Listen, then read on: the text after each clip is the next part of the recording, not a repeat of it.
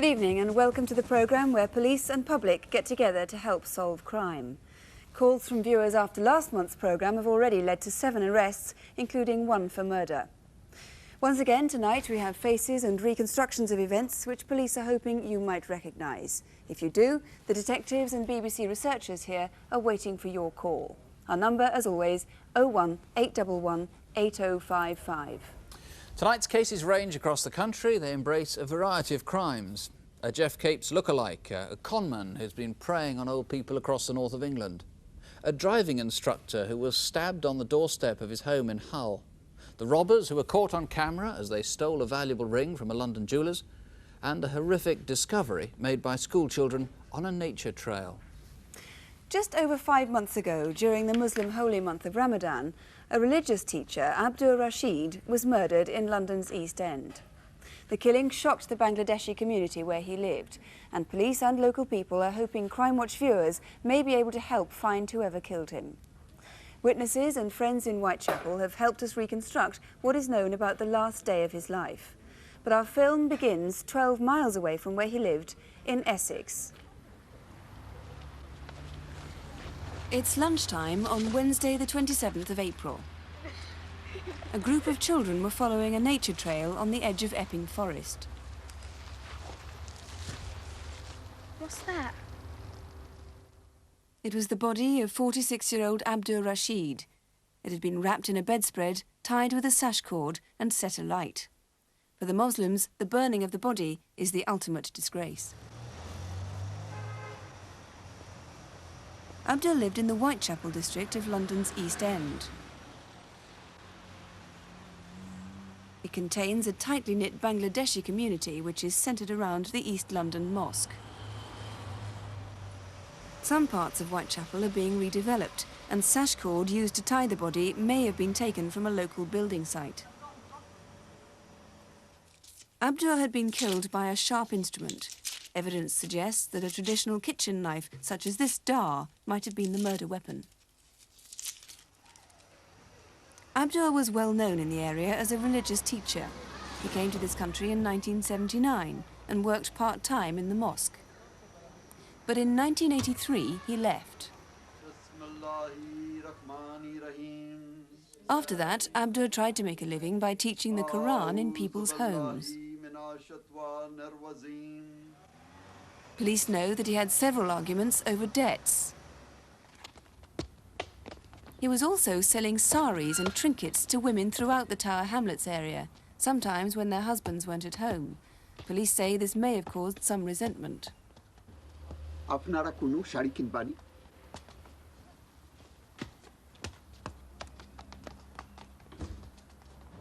He was sending money regularly back to his family in Bangladesh. On at least one occasion, a contact of his in Birmingham took it for him. Maybe somebody there knows something about his death. Ramadan is the holiest month. It began in mid-April this year. It's the evening of Tuesday the 26th of April. At about 9 p.m, Abdur asked the family he lived with if he could make a phone call.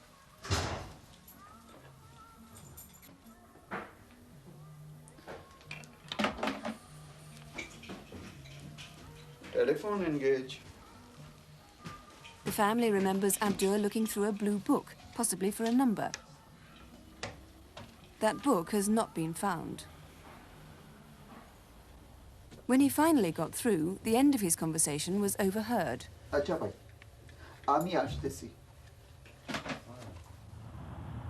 Abdur left the house at about 9:30.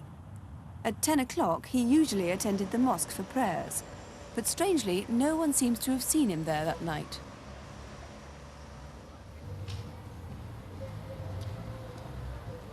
At about 11, Abdur visited a friend in Romford Street.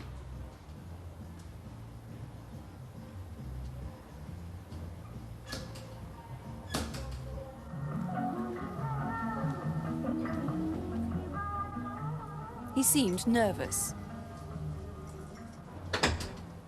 Soon afterwards, he left. At about 11:30, another witness, Abdul Noor, saw him going down a staircase in a different block in Romford Street, block number 25. At about the same time, round the corner in Fordham Street, he was seen outside the Sylhet Cash and Carry.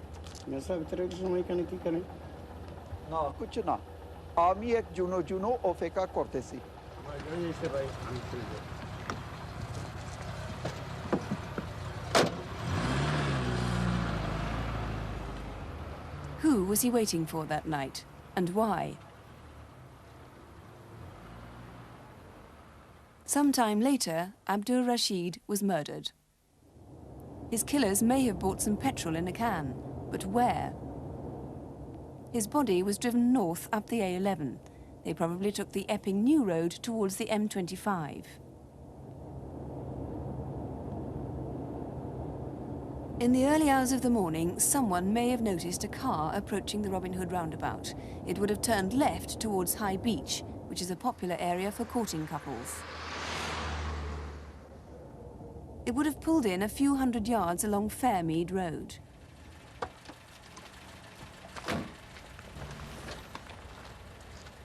Abdur's body was dumped just inside the wood.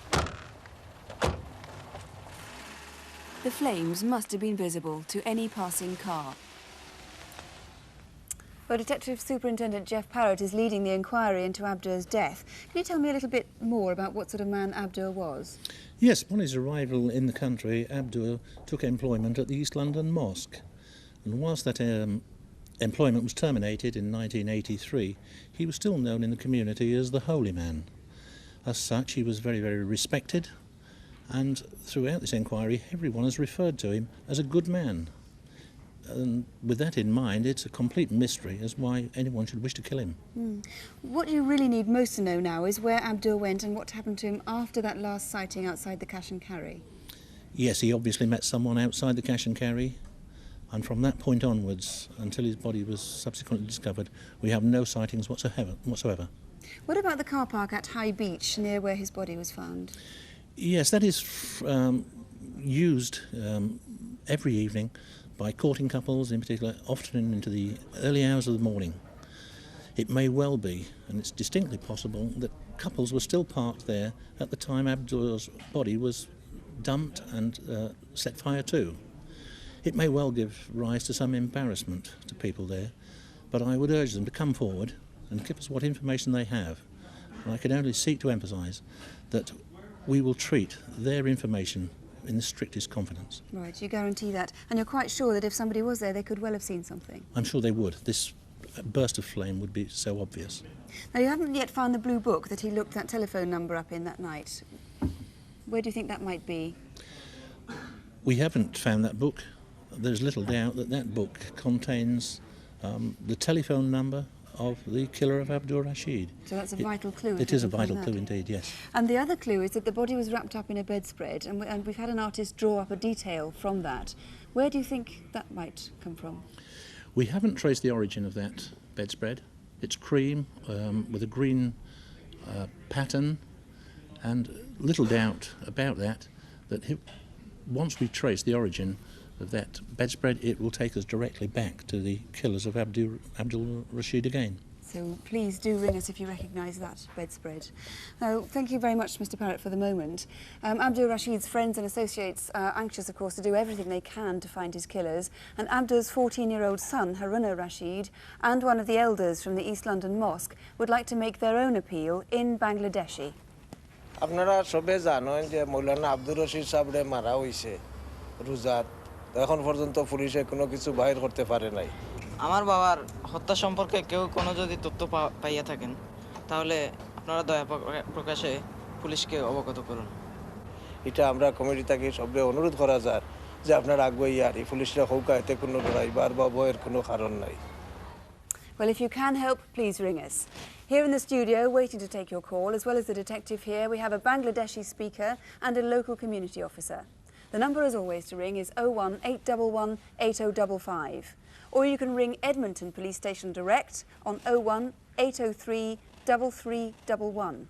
That's 01803 3311. 370 viewers rang to help on the reconstructions last month. Lots of useful information came in, though sadly none of it produced a breakthrough. But there is news on Photocall, Incident Desk and last month's Aladdin's Cave.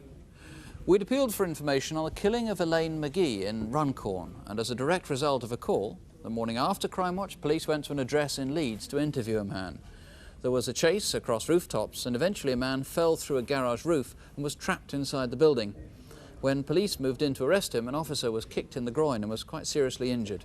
A man has now been charged with murder and with causing grievous bodily harm. About 80 viewers helped to trace a man with many aliases wanted for questioning about a whole string of crimes involving deception. Several viewers called with sightings. Some days later, a Crimewatch viewer spotted a similar-looking man in a charity shop in Carlisle. He quickly rang the police and the shopper was identified and arrested. He's since been charged with deception. There were 101 calls about the Crossbow murder, the apparently motiveless killing of Diana Moore in Ealing in West London. One call was of particular interest to detectives who are now making what they describe as active inquiries about a particular individual.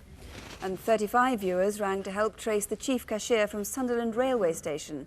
Police wanted his help to find out what had happened to a large sum of money that had gone missing from the travel centre's safe. A viewer called to say he'd seen a man of that description at a betting shop in Torquay. A police officer travelled straight there from the programme here at Television Centre, and next day, with nothing else to go on but that link with the betting shop, the officer decided to keep an eye on the local race meeting at Newton Abbot. And there, among thousands of spectators, he saw the man he wanted and arrested him. A man is now in custody, charged with theft. Now to Photo Call, where if you recognise someone, you might help solve a fraud, a robbery, or an attempted murder. Here's Superintendent David Hatcher. Do you recognise this man? Watch carefully because he's not the bona fide customer he pretends to be. He's entered this jewellery shop in Kensington, London and asked to see a lady's diamond ring valued at £5,000. He's described as being of mixed race, in his mid-20s and 5'10" tall. He has a distinctive scar under his left eye. A second man then comes in. He's white, also in his mid-20s but slightly taller. The second man waits a short time, then they run out with the ring. Both men had London accents. If you recognise them, please call us. We'd like your help to find this man, Patrick Joseph McPartland. We think he might have vital information about the attempted murder of Philomena Chapham. She was attacked with a shovel here at her home on the Moulscombe estate in Brighton on the 18th of September. She suffered multiple fractures and internal injuries. Later the same night, a man in the Admiral Napier pub was also attacked with a shovel and he suffered head and hand injuries.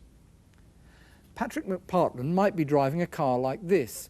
It's a Peugeot 604 Turbo in metallic grey. Registration number JBW 489W. He's 42, 5'10" tall and 20 stone. He has short greying hair and is sometimes known as Smithy or Patsy. If you know where he is, call us. On the 1st of August, this man presented a banker's draft for £16,000 to Thomas Cook's Bureau de Change in the Strand, London, and took the money in dollars. He'd got the banker's draft from a nearby branch of Barclays Bank. It was drawn on the account of the Vice President of Citibank, and the man showed a forged driving licence as identification. He's in his 30s, smartly dressed, over 6 feet tall and slim build. If you recognise him or any of our photo call faces, call us now. And the number to ring is 01811 8055. 01811 8055. Crime against the elderly is very rare. As you get older, you're less and less likely to be the victim of a crime. That's the opposite to what many older people fear, of course.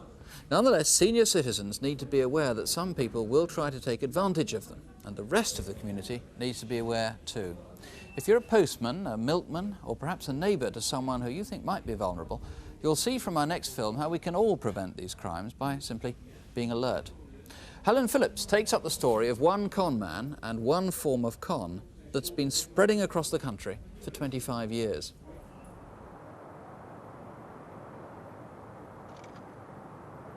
The winter of 1963 saw the worst storms in living memory. Many homes were wrecked. But as a result, there weren't enough workmen to repair the damage. A new type of criminal appeared on the streets. The bogus property repairmen, or prop men as they were called. They actually started their tricks here in Leeds, and it gradually became known as the Leeds crime. Today the problem's worse than ever, and it's still centred around Leeds. One con man in particular has been active in 8 different force areas. And last month, a conference was organised here in Leeds specifically to discuss his crimes. The man's believed to have committed up to 80 offences over a wide area. In the last year, he's stolen more than £50,000. Police have produced this photo fit of him. He's in his 40s and well built. Some people say he looks like Jeff Capes. The crimes he's committed are callous and calculated, designed to prey on the elderly and infirm, people least able to defend themselves or give detailed statements. Mick, how does he go about it? He favours the old person's type of complex. And he's got a very well-rehearsed story. He's obviously looking for legitimate vans in the area. That's the type of complex there, and that's the type of van. And he always uses the same method. Oh, wait, blasted bloody wait. I'll be down shortly.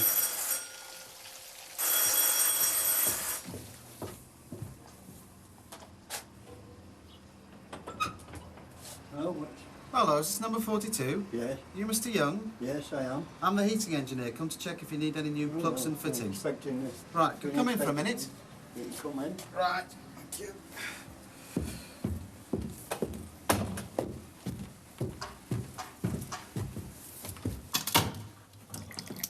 Right, now let that run for 5 minutes and turn it off when the water turns brown.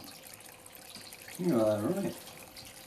Well, you'll have to run it because the boiler will blow up if you don't turn it off when the water turns It's the brown. first time I've ever heard out like that. Right, now you stay here and watch that until it turns brown, Yeah. and I'll just go and check if everything's all right.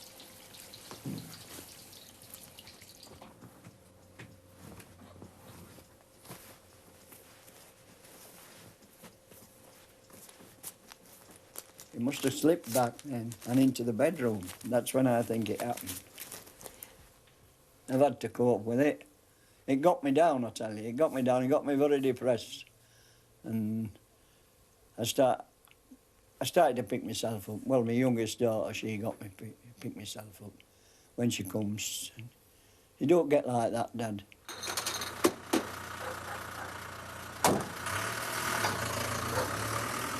The man starts early and may stay overnight in guest houses. Here's an example of a typical day. Hello. He committed his first offence in Normanton and then moved on to Sandal near Wakefield. Hello, I'm from the electricity board. I've come to check your immersion heater. Oh, come on in. By mid-morning, he was probably in Huddersfield, where he struck twice. Hello, love. Hello. I'm from the water board. We're working in the area. Did you get the letter? No. He stole cash and gold rings and then went on to Sowerby Bridge. But in Halifax, something went wrong. All right, you sit down there, love. That's it. Okay. Who are you? Oh, hello. I've been next door fixing a new switch, and I just popped in to check if it's causing any interference. What tale are you telling me? Well, it's all right. You see me identification. Haven't you, love? I'll be off to check next door, then. Bye. The lady's son got a good look at his face. He committed 8 crimes that day, covering the breadth of Yorkshire. He may have an accomplice who's between 30 and 40 years old, over 6 foot and well built. In Derbyshire, the conman's been seen getting out of a dark-coloured car. Inside was a woman described as plump with fair hair.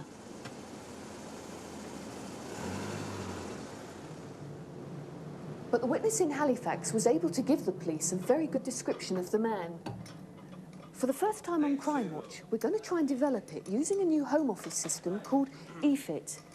It supersedes a photo fit and creates a computerised image very similar to our video fits. The system also allows for any alterations which the witness may want to make by actually changing the features on the screen. Michael, is that a good likeness? Well, the beard needs filling in on both cheeks.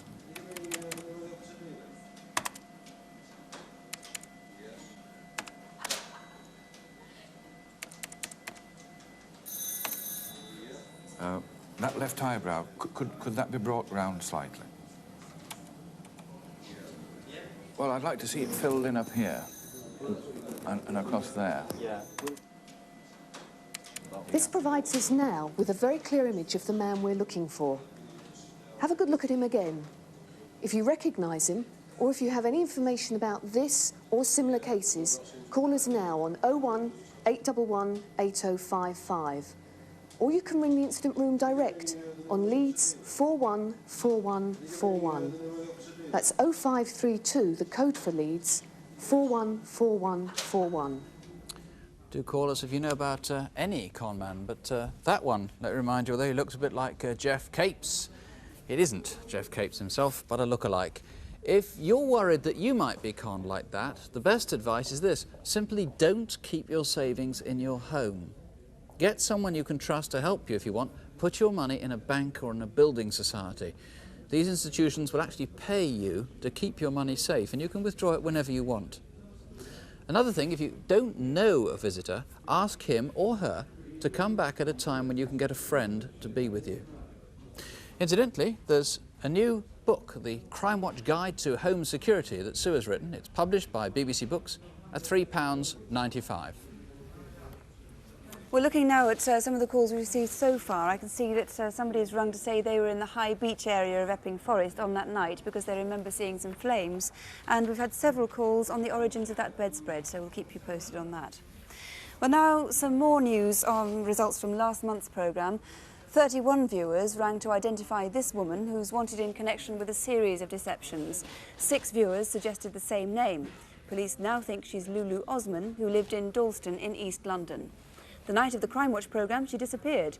So if you've seen her in the last few days, please call us. And viewers also helped trace this man, Mark Gerrotti, who's wanted for questioning in connection with a fraud. Aladdin's Cave led to several items being recognised, including the papier-mâché table, the silver cane teapot, and these 2 tankards. As a result, 3 men have been arrested and accused of a series of crimes across the southeast of England. Guildford police tell us they're on the verge of a whole series of arrests. So once again, we'll keep you posted. Back in July, we showed a security video of a man wanted in connection with a series of alleged deceptions. We showed him offering to sell cut-price video equipment. Police in Manchester, who are watching the programme, thought they recognised the face, and a man has been charged with deception. Some viewers have very long memories. 2 weeks ago, someone rang to say that they thought they'd seen a man we'd shown in March. The man was one of 2 who had videoed themselves in Great Yarmouth and then left the video behind when police came inquiring about frauds. One man had already been arrested as a result of Crimewatch. Now, because of our viewer, a second man has been charged with conspiracy to obtain goods by deception. Well, now to Incident Desk. This month, Merseyside police need help in the search for armed men who badly injured a security guard. Detectives in Dorset are appealing for information to help them solve a murder. And Kent police are hoping you might know where they can find a set of Matchbox toys. Here's Superintendent David Hatcher. First, we need your help to catch a particularly callous rapist. On Sunday, 18th of September, a pregnant woman was raped at home in Penge, South London. The woman, whose baby is due in 3 months' time, was punched about the face. The rapist left behind this very distinctive, well-worn jumper. There aren't any labels on it, but it doesn't appear to be handmade. Maybe you know someone who's recently lost one like it. This is an artist's impression of the woman's attacker. He's 5'7" tall, about 30, slim, and was also wearing a white shirt and jeans. If you know him, call us. Next, police in Staffordshire and Warwickshire need your help in tracing a gang who've committed 2 burglaries on stately homes. They broke into Ragley Hall on the night of Monday the 4th of July. Among the items stolen was this unique Saxon brooch, worth over £12,000, and a number of snuff boxes, including these. Then, at Weston Park in Shropshire on Sunday the 28th of August, the bank holiday weekend, the gang struck again. They stole over £150,000 worth of antiques, which included this 1879 snuff box and this Order of the Temshire, given by the Shah of Persia. The gang left behind this chisel, brace and bit. Perhaps you know where they were bought. There was a fair in the grounds of Weston Park over that weekend. If you were there, did you see anyone acting suspiciously? There are substantial rewards for information about either of these burglaries, so if you can help, call us now. On Wednesday the 10th of August, the body of Graham Williamson was found at the back of the DHSS building in Cotlands Road, Bournemouth. He had been strangled. His murderer left behind this belt, which was used in the attack. It's highly unusual and not made by a professional manufacturer. It could have been made at a craft fair. There's Celtic-style embossing and the imitation stitching on each edge. The belt and buckle are about 6 or 7 years old. The word Honda may have been added later, as were some of the holes. The most worn hole is for a 36-inch waist, but all of them have been used at some time, so perhaps the belt was used to strap bundles like a bedroll to a motorcycle or bike. If you recognise this belt or know anything about Graham Williamson's murder, please ring us. On Saturday before last, the 24th of September, 2 security guards were collecting the takings from the Gateway food store in Bromborough in the Wirral. They were attacked by 2 men with guns and robbed of £13,000. During the attack, a guard was shot in the leg at point-blank range and badly hurt. Passing shoppers and children were narrowly avoided being injured. The men escaped in this beige Cortina, registration number AMU 270T. It was found abandoned about half a mile away in Hawthorne Lane. Now that car had been stolen just over an hour before from this car park at Fazakerley Hospital, and that theft was caught on video. A light-coloured Cavalier drives into the car park and stops near where the Cortina is parked. One man gets out and has a look at the Cortina while the driver circles round. Have a closer look at that Cavalier. It's a 4-door model made between 1981 and 85 with black wraparound trim.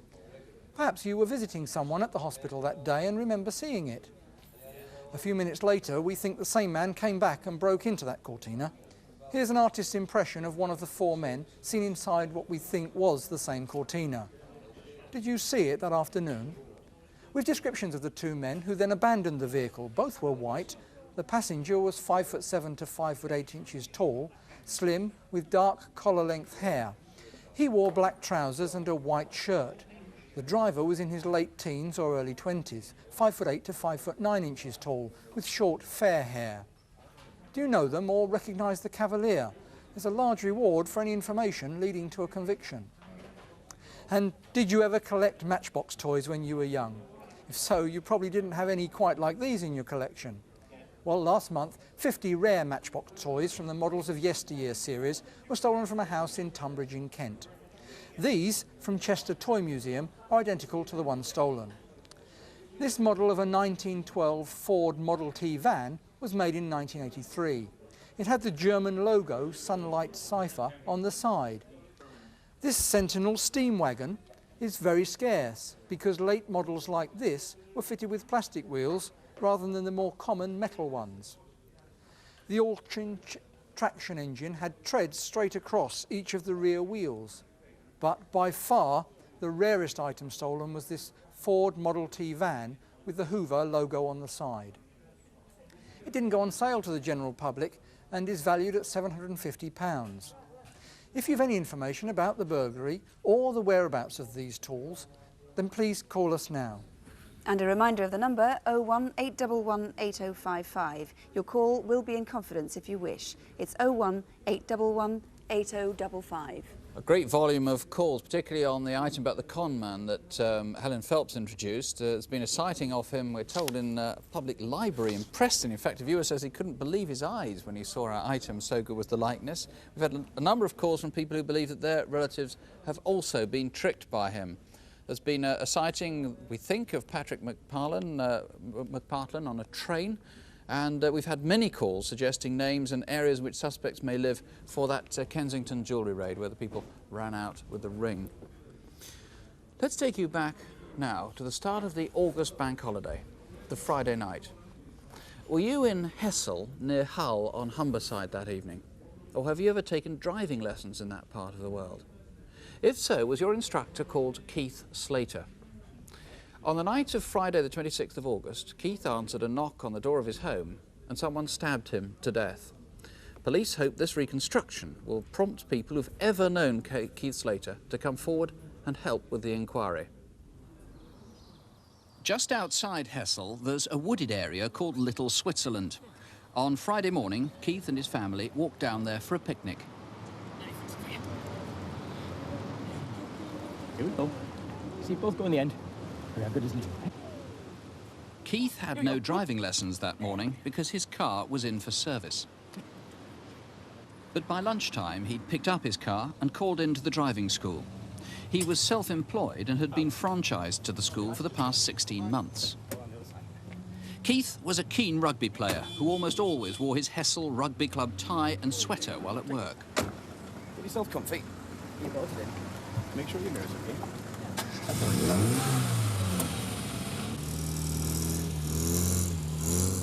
That's lovely.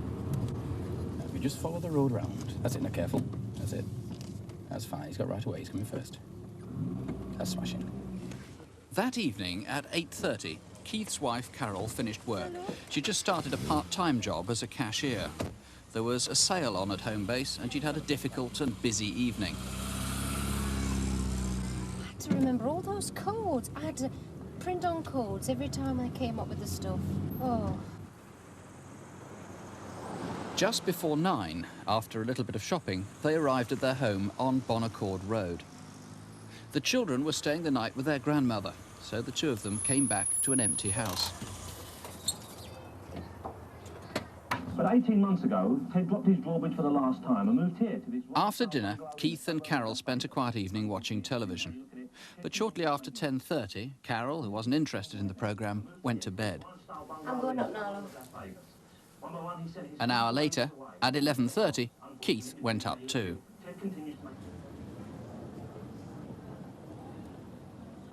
At midnight, in Northgate, this pub barman was walking home.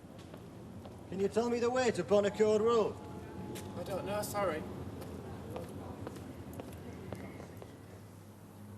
A few minutes later, at Andy Carr's Taxis, close to Hessel Square. Alpha 18, 210 Buffet Road to the Silver Cod.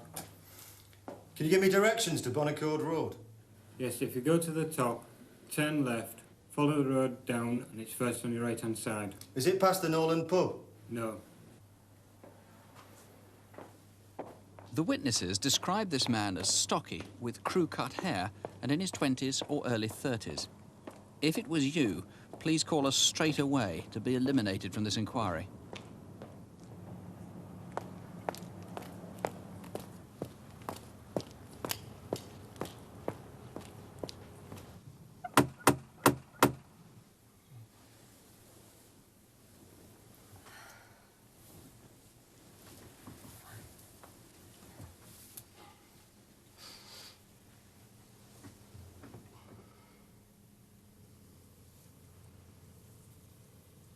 Keith, is it the police? The police?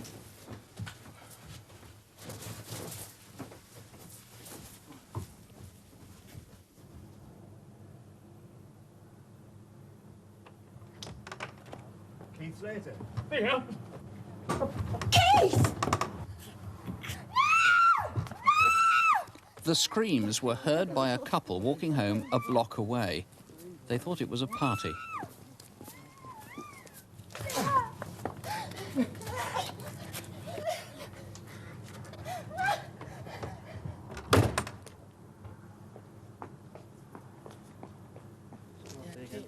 The couple then saw a young man in a dark coat come out of Bonaccord Road. At 12:25, a man was sighted heading towards the footbridge which spans the railway line and Clive Sullivan Way. It's now 6 weeks since the murder, and police are still anxious to trace everyone who knew Kieth Slater and those who learned to drive with him. In particular, they'd like to hear from one young woman.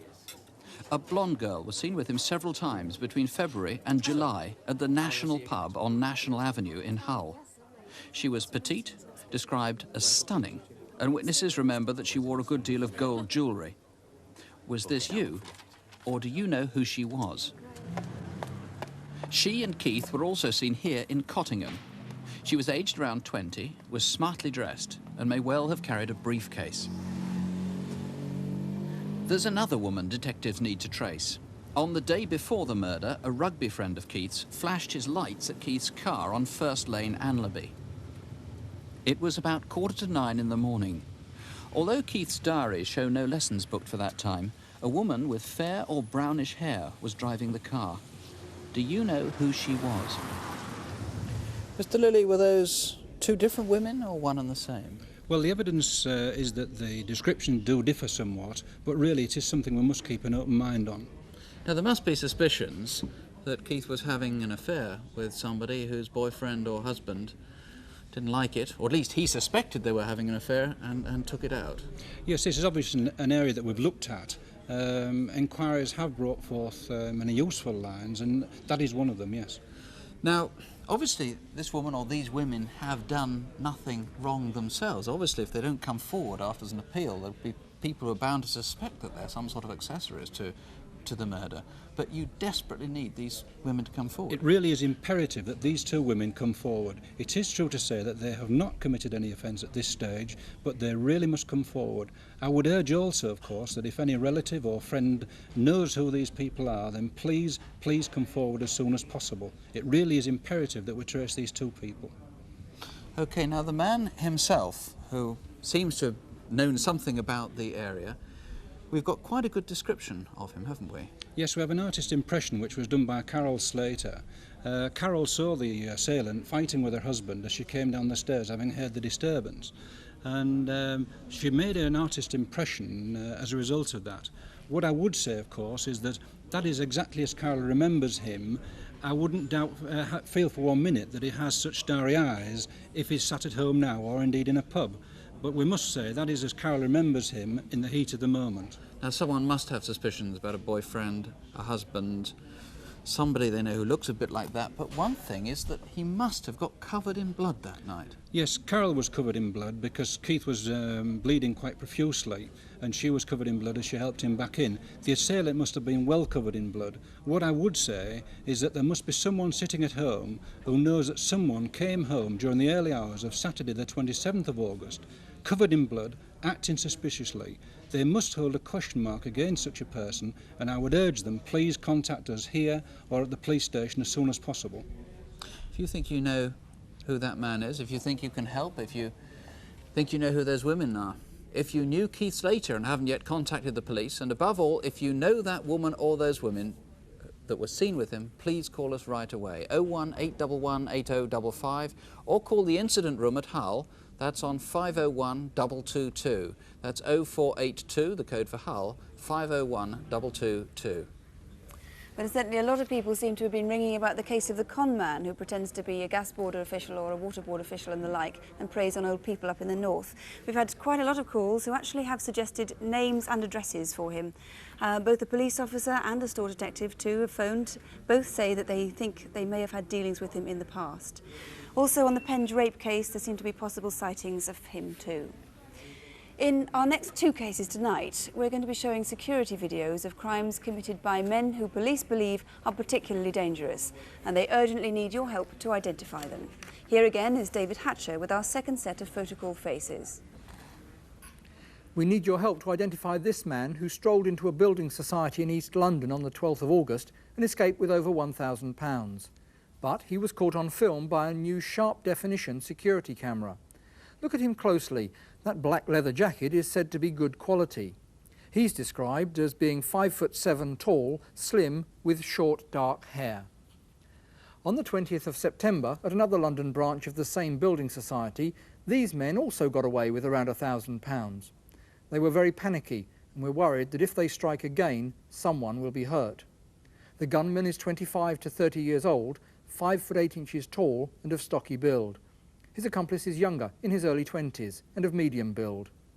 There's a reward for information in this and the previous case, so if you know who they are, call us now. And do you know where this woman is? Her name is Mandy Beavers. In February, she and her boyfriend terrorised and robbed a 74-year-old man. He lived alone here at these old people's flats in Middlesbrough, where he was confined to a wheelchair. After Beavers had befriended him, she and her boyfriend robbed him and threatened him with a hammer. In August, her boyfriend was sentenced to 3 years imprisonment, but it's thought Beavers has left the Cleveland area and may be in London. Perhaps you've seen her. She's 19 and 5'4" tall. She has lots of tattoos, including the word Chris on her right hand. If you know her, please call us. Police in Somerset need your help in tracing this man. In April, he opened a flex account with the nationwide Anglia Building Society in Hammersmith in the name of Ibikunle Temitope Ogunbanjo. On Thursday, the 2nd of June, he deposited a stolen cheque worth nearly £20,000. It had gone missing in transit between a department store in Taunton and a shoe shop in Hackney, East London. The money was withdrawn 11 days later. He's described as West African, slim build, 5 foot 11 inches tall, mid-20s and casually dressed.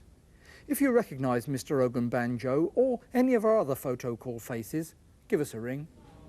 Here's the number 01811 8055, and the lines are open now. They'll stay open until midnight on 01811 8055. We've had a large number of calls on the Penge rape, people suggesting where that distinctive pullover might have been bought, and also a number of people who've suggested that they know something about where that belt might have come from in the murder of Graham Williamson in Bournemouth. Also on that con man, and we had somebody who thought they'd seen him in a library, that for a variety of reasons the detectives want that person to please ring back again. Sue. Well, please keep trying if you've found the lines engaged when you've been trying to ring, or you could ring the relevant local police numbers. They're on CFAX if you have that, on page 186, or you could write to us at Crimewatch UK, BBC Television, London W12 8QT. And of course, if you have any information on any crime, you should call your local police. There's more news coming in now. We'll of course bring you the latest with Crimewatch Update. That's at 11:45. Do join us if you can. The next Crimewatch proper will be a month from now, Thursday the 3rd of November. We always try to point out that crime is actually rarer than many people think, and at last the official statistics are showing that some categories of crime are starting to go down. Please don't wait for next month's Crimewatch to tell the police if you know something wrong is going on. If we all help others as we hope they'd help us, we will crack crime together. Whatever happens, don't have nightmares. Do please sleep well. Good night. Good night.